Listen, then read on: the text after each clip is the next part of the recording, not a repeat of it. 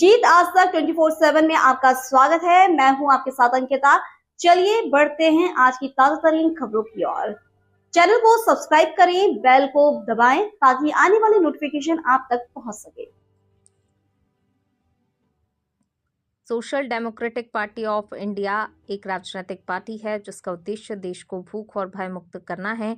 अपनी स्थापना के बाद से ही एसडीपीआई सरकार की जन विरोधी और भेदभावपूर्ण नीतियों के खिलाफ संघर्ष कर रही है और जन समस्याओं के समाधान के लिए आंदोलनरत है।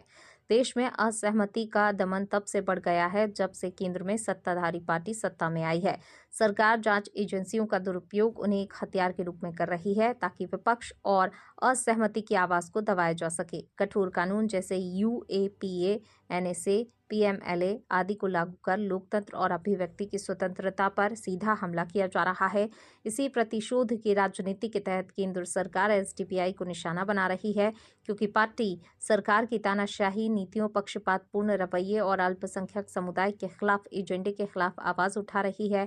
एसडीपीआई के राष्ट्रीय अध्यक्ष एम.के. फैजी की ईडी द्वारा गिरफ्तारी सरकार की हताशा को दर्शाती है।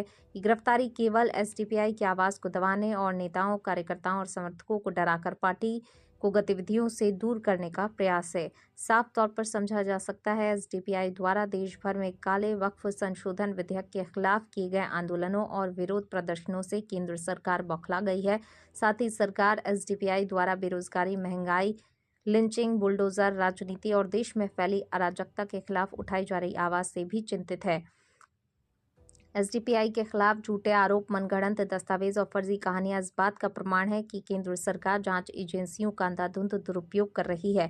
एसडीपीआई के कार्यालयों और नेताओं, कार्यकर्ताओं, समर्थकों पर की गई छापेमारी में ईडी को कुछ भी हाथ नहीं लगा। इस समय हम एसडीपीआई के राष्ट्रीय अध्यक्ष एम.के. फैजी की ईडी द्वारा की गई गिरफ्तारी की कड़ी निंदा करते हैं और केंद्र की बीजेपी सरकार के अलोकतांत्रिक, असंवैधानिक और तानाशाही शासन का पुरजोर विरोध करते हैं। हम सभी विपक्षी नेताओं और पार्टियों से अपील करते हैं कि वे एकजुट होकर इस तानाशाही, तुष्टीकरण और विभाजनकारी सरकार को हराएं ताकि देश के लोकतंत्र और संविधान की रक्षा की जा सके। किले के अंदर नहीं कैद किया था, मैदान में रखा था। 40 दिन में लड़के उनको उठा लाए होते। आप नहीं तो आपके बाप दादा गए होते, तब क्यों नहीं गए? ये सब बातों का आज कोई तुक नहीं, आज कोई मतलब नहीं। अपनी नाकामियों पे पर्दा डालने के लिए ये सब बातें उठाई जा रही हैं। आज के दिन ये सब फिजूल की बातें हैं, इनमें कोई दम नहीं है।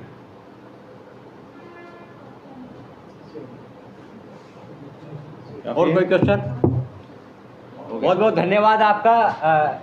इस देश को भय और भूख से मुक्ति करना और यहाँ सोशल जस्टिस यानी सामाजिक न्याय और लोकतंत्र को मजबूत करना, ये हमारा पॉलिसी है, हमारा जो कॉन्सेप्ट है।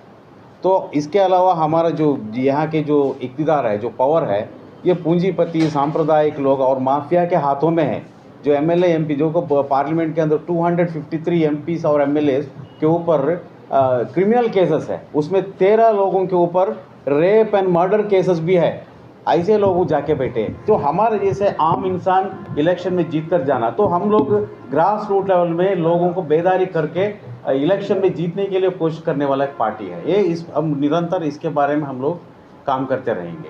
जैसा कि आपका आरोप है, यानी कि जो सरकार है वो जांच एजेंसियों का मतलब कि हम दुरुपयोग कर रही है। 100% उसमें कोई शक नहीं है। इवन नरेंद्र मोदी संसद में ही बताया ना 2 दिन पहले, जो जितने इधर ईडी जो केस था उसमें कन्विक्शन ओनली 2 है।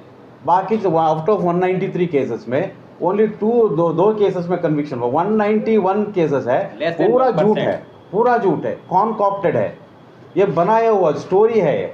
क्योंकि गवर्नमेंट के खिलाफ बोलने वालों को आवाज़ बंद करने के लिए जो बड़े बड़े जो आम आदमी पार्टी देखिए, झारखंड का देखिए, कांग्रेस पार्टी के नेताओं को देखिए, पिछले हमारे होम मिनिस्टर चिदम्बरम को साहब को देखिए, इन लोगों को उनके ऊपर केस लगाकर जेल में भेजा गया।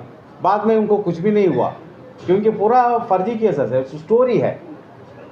तो लोगों के अंदर है ना एक भय, गवर्नमेंट के खिलाफ बोलने वालों को नहीं बोलना है। इस तरह का एक भय बनाने के लिए इस तरह का ईडी और एनआईए को इस्तेमाल कर रहा है। और उसके अलावा यूएपीए, एनएसए और इसके पीएमएलए जैसे कानून बनाए इसके लिए, तो हम लोग इसको विरोध करना ही चाहिए। आपके नेशनल प्रेसिडेंट एम.के. फैजी साहब ने एक स्पीच में बयान दिया था कि इंडिया में अनडिक्लेयर्ड इमरजेंसी लागू है, इसमें कितनी सच्चाई है? 100% उसमें कोई शक नहीं है ना। अभी देखिए एक छोटा मिसाल में, कल एक मुंबई में एक कॉमेडी शो किया कुणाल कामरा। अब क्या हुआ, दूसरे दिन पूरा स्माश किया, पूरा होटल स्टूडियो पूरा सत्यानाश किए वो लोग, लेकिन उनके ऊपर कोई कार्रवाई नहीं है। कुणाल कामरा का अभी बहुत बड़ा एक अपराध है, तो कि बोलने के लिए कोई स्वातंत्र नहीं है यहाँ। अभिव्यक्ति स्वातंत्र कंप्लीटली टोटल ऑप्रेस्ड है इधर। तो इमरजेंसी है ना, डिक्लेयर्ड इमरजेंसी, अनडिक्लेयर्ड इमरजेंसी है।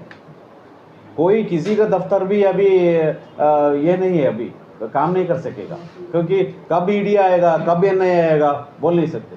हमारे ऊपर क्या है, 2 लाख रुपए हमारे ऊपर हमारे को पार्टी में डोनेशन दिया, वो बहुत बड़ा केस है आजकल। देखिए तमिलनाडु में एक डोनर के घर में रेड किया, क्या काय के लिए, हमारा पार्टी में एक 50,000 रुपीज़ ट्रांसफ़र किया।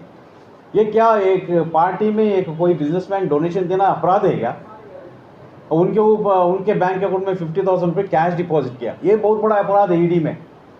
क्या है, 50,000 रुपीज़ का एक मामला है, करोड़ रुपए भी नहीं है, 1000 करोड़ रुपये। ये देखिए एक बात आप लोग याद रखिए, कैलीकट में पिछले इलेक्शन के टाइम में, असेंबली इलेक्शन टाइम में बीजेपी का जो फंड आया हेलीकॉप्टर में, उधर कैलीकट में वो हेलीकॉप्टर में 400 करोड़ कैश, ये कौन बताया? बीजेपी का स्टेट कमेटी का सेक्रेटरी बताया, प्रेस कॉन्फ्रेंस में 2 बार बताया, लेकिन उनके ऊपर केस नहीं है, नो रेड, नथिंग है। ईडी उसके ऊपर काम नहीं कर रहा है। गवर्नमेंट के खिलाफ बोलने वालों को कोई इधर जगह नहीं, that is the system. Thank you very much. सभी माध्यम मित्रों को मैं धन्यवाद समर्पित